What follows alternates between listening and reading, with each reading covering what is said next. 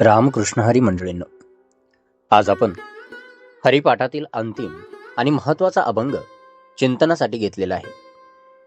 हा अभंग म्हणजे माऊलींनी रचलेल्या हरिपाठाची फलश्रुती आहे. आपण हरिपाठ वाचला, ऐकला, पण त्याचे फळ काय आहे हे माऊली येथे सांगतात. अभंग हरिपाठ असती 28, रचिले विश्वासे ज्ञानदेवे. माऊलींनी अत्यंत स्पष्टपणे या हरिपाठाची संख्या 28 आहे हे घोषित केले.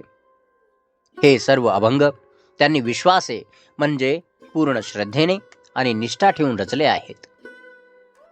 माऊली सांगतात, हा माझा वैयक्तिक ग्रंथ नाही, तर हरिनाम महात्म्याचा एक सिद्ध आणि प्रमाणित ग्रंथ आहे.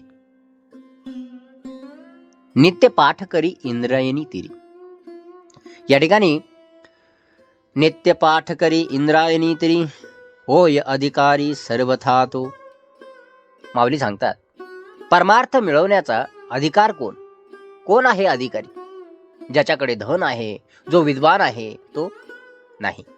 माऊली सांगतात, जो नित्य नियमाने या हरिपाठाचा पाठ करतो, होय अधिकारी सर्वथा तो. नित्य पाठ हेच मोक्ष प्राप्तीचे अधिकारित्व आहे.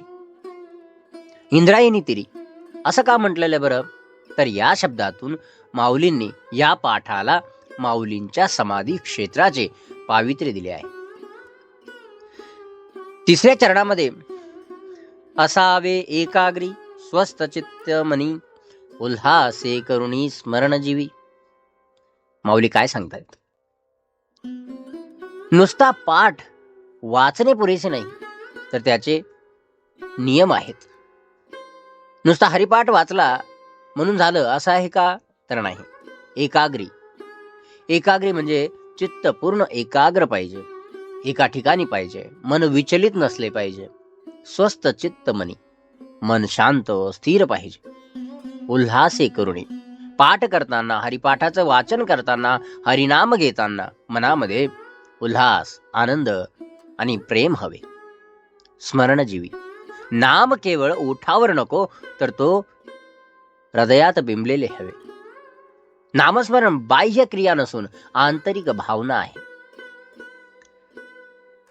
माऊली या ठिकाणी सांगतात, अंतकाळी तैसा संकटाचे वेळी, हरी त्या सांभाळी अंतर्बाह्य. जो या नियमाने पाठ करतो त्याला देव कधी सांभाळतो? संकटाच्या वेळी. जीवनातील प्रत्येक अडचणीत भगवंत त्याला साथ देतो, भगवंत त्याचा पाठीराखा होतो. आणि दुसरं म्हणजे अंतकाळी तैसा, आणि सर्वात महत्वाचे मरणाच्या वेळी, शेवटच्या वेळी, हरी त्या सांभाळी अंतर्बाई. देव त्याला आतून बाहेरून पूर्णपणे संरक्षण देतो. लहान बाळ जेव्हा आईच्या कुशीत असते तेव्हा त्याला बाहेरच्या वादळाची किंवा धोक्याची भीती नसते, कारण आईचे प्रेम त्याला आतून आणि बाहेरून सांभाळत असते. त्याचप्रमाणे नाम घेणाऱ्याला हरी सांभाळतो. यानंतर 5व्या चरणामध्ये संत सज्जनांनी घेतली प्रचिती, आळसी मंदमती केवितरे. 6व्या चरणामध्ये पुढे ते म्हणतात, श्री गुरु निवृत्ती वचन ते प्रेमळ, तोषला तात्काळ ज्ञानदेव. काय सुंदर शब्द आहे माऊलींच्या.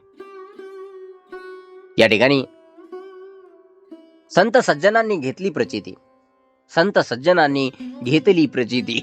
या नामजपाचे सामर्थ्य फक्त सिद्धांत नाही, तर प्रत्येक संताने आपल्या जीवनात अनुभवले आहे. आळसी मंदमती केवितरे. जो मनुष्य आळस करतो त्याला मोक्ष मार्ग कसा मिळणार? आळस हा मोक्षातील सर्वात मोठा अडथळा आहे. यापुढे समाधी संजीवन हरिपाठ. माऊली सांगतात, हा संपूर्ण हरिपाठ श्री गुरु निवृत्ती वचन आहे. हे माझे ज्ञान नव्हे, तर माझ्या गुरूंचे प्रेमळ बोलणे आहे. या वचनाने ज्ञानदेवे तात्काळ तोषला म्हणजे संतुष्ट झाले. हा हरिपाठ काय आहे? तो आहे समाधी संजीवन आहे. मृतदेहाला जिवंत करणारी औषधी म्हणजे संजीवन. हा पाठ आत्म्याला, हा हरिपाठ जो आहे तो आत्म्याला नवीन जीवन देतो. आणि या ठिकाणी समाधीचा अर्थ काय आहे तर नामस्मरणामुळे साधकाला सहज समाधीची अवस्था प्राप्त होते, ज्यामुळे तो जन्म मरणाच्या फेऱ्यातून मुक्त होतो. एकंदरीत सांगायचं म्हणजे हरिपाठ म्हणजे आत्मिक जीवनाची संजीवनी आहे. प्रत्येक नियम, एकाग्रता आणि प्रेम या अटींवर हा पाठ आपल्याला जन्म मृत्यूच्या फेऱ्यातून मुक्त करून देतो. आणि म्हणूनच हरिपाठाचं वाचन किंवा हरिनाम हे आपण घेतलं पाहिजे आणि या जन्म मृत्यूच्या फेऱ्यातून मुक्त व्हायला पाहिजे.